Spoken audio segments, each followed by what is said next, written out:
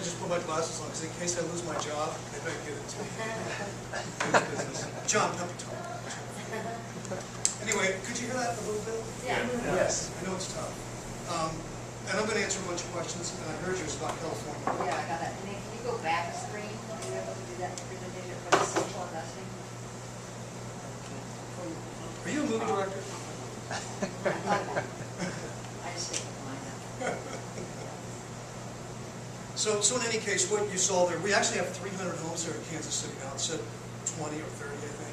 We've been there for a while. We're probably doing 100 to 200 homes a month right now with the company and growing pretty quickly. That's why we have so many construction workers. Our offices are in Orange County, Mission Viejo. I have 24 folks in our offices that are just there to help our clients get what we brought to the table. We're kind of full service. We're there throughout the whole process, not just for you before you buy the home, but even after. We help get someone in it for you. We help with insurance, make sure that the taxes and all are collected properly, as I'll explain. A lot of extra things we do, even down to lawn care, warranty, you name it. Good? I won't play this again. It'll start, but I'll stop it. This is kind of corny, but I love it. The best investment on earth is, you know it. I knew when you guys were going to get it. And I just think it's the king of all tangibles. I've been buying real estate since 1974. Actually, that's when I got married. So I just celebrated 35 years of marital bliss. I'm going to clap even if you guys don't. 35 years? Are you kidding me? She's putting up with me? But in any case, it's the king of all tangibles. I mean, you can go buy gold, you can buy silver, you can buy art collections, any kind of tangible. They don't create that cash flow. So real estate to me is just the king of that cash flow. And I've been in it since '74, like I said. You guys are pretty savvy. I can just tell by we meet monthly, and you guys are always studying and looking for information. But I've seen 5 swings since 1974, 5 cycles. They're all just about 7 years apart. Almost you can set your watch. Look, here comes a cycle. Everybody was in denial this last cycle. I got neighbors living in these $20 million houses. Oh, it's never going down. Oh, no, we're fine forever. Well, it's gravity. Things go up, come down, come up. But in any case, you know, we just feel that you know, real estate, obviously, they're not making any more of it. You guys all know that. And that it is something that can create this cash flow for you, which is critical. This is how we do it. This is kind of the nuts and bolts. And you guys all are aware of this. I'm not telling you anything you don't know. But a lot of people use this term, the perfect storm, but it kind of is. You know, I hate seeing people lose their homes, lose their businesses, lose their incomes, lose their jobs. It's real sad. I'm sure we all don't enjoy it. At the same time, what we're trying to do is take advantage of this opportunity because of that, and then give back to those people that are losing.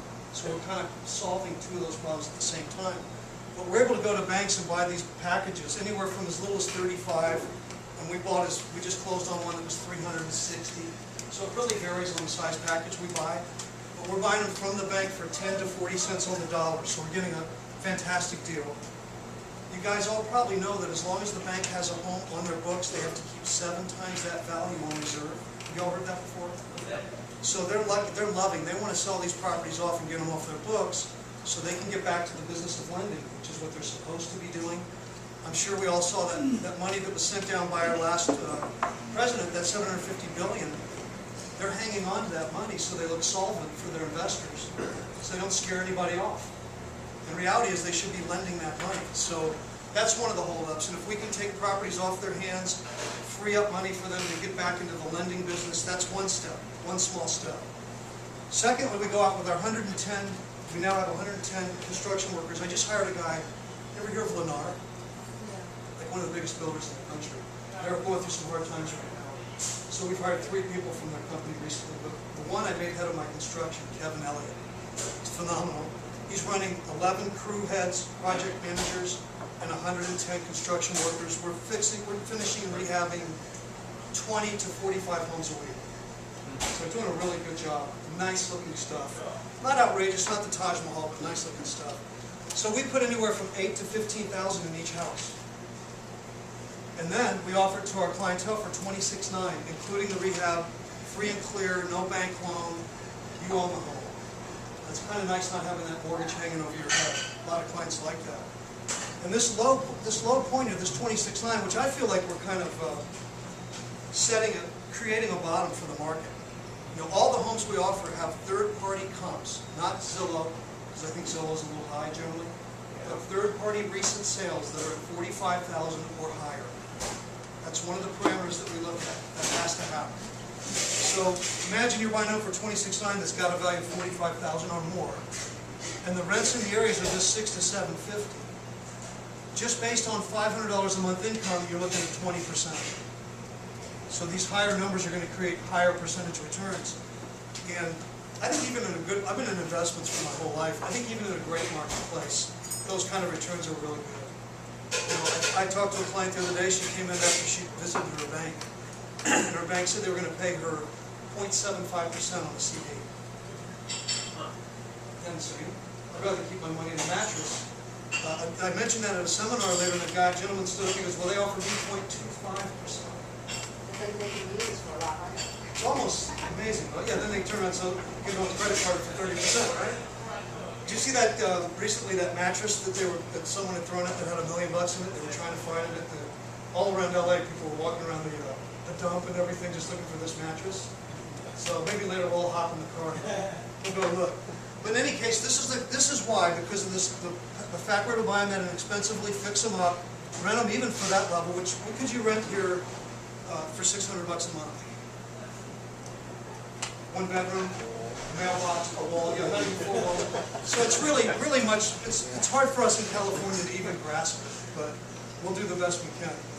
These are a couple of the homes before we rehab them, so these are pre-rehab. And I rub in this 26.9 factor because at the end of every seminar I have, people always come up and go, well, how much would that other one be? All 26.9. This was a duplex that a client got, again, pre-rehab, but that brings 2 incomes, obviously. So everything we're doing is 26.9. I thought, here's how spoiled I am. I thought, man, I live at the beach. Wow, there's a lot of sand there, huh? I'm from back east, I get it. So you can get just a little feel for it. And again, all properties are, and I hate to do it to you guys, but 26.9. I'm rubbing it in, right? I had a guy the other day, he was funny, he goes, I'm not a motivational speaker, I'm an irritational speaker. Is that what I am? Thanks. Okay. So this is an example. They're smaller homes. So, you know, they're not the Taj Mahal, they're not Beverly Hills or Montecito, but they're nice looking little houses for rental, for income. And you can see this, we've redone the entire floors in the bathroom, all brand new cabinetry, paint, flooring, new ceiling fans, all new paint. It's just a clean little rental house, nothing outrageous. Another example, and look at the size difference back there, 3-bedroom, 2-bath, 977 square feet. I bet your walk-in closet's that big, right? But you can see again, we put in nice travertine. I know that's granite here. Travertine in the bathroom, all new. Everything's new in the house, so it's clean and ready to go. So these are all rentable, sellable once we complete our rehab. These are just a few examples of some comps. This top number is Zillow, so we want to ignore that. Zillow, my guess is it's about 20% high. I'm seeing it get closer now. It's trailing usually. It's starting to get a little closer than that now. In some cases. This is a home a client bought in Atlanta, and we had it sold for him under land contract in just about 3 weeks after he bought it. And these are the third-party comps, so they're pretty high. As I said, they're all going to reflect 45,000 or higher on these third-party comps. Just a few examples. The areas that we're in, these are the parameters of what we're looking for. We're going into areas that have a good, diverse job base. We're doing nothing in Detroit or Flint, Michigan. We feel that the car industry there is certainly causing a world of hurt. 60% of the homes there are owned by the bank right now, which is sad. I have a friend who bought a fourplex there 2 months ago. Anybody want to guess what he paid for a fourplex in Detroit? You are too good. You're a mind reader, right? Kreskin? I knew it's Kreskin still lives. Y'all remember Kreskin? Too young. He was a mind reader. He used to call him Johnny Carson all the time. In any case, $100. The problem he has is he's going to have to put $100 grand into it. It's gutted. And then the problem he's going to have is renting it or selling it. And then the problem he's going to have is they just raised their taxes to 10% because they need to have that. They don't have enough people living there to give them that income that the city needs. So they bumped it to 10%, which makes it literally impossible to cash flow. So we're looking at areas where we know there's a good diversity.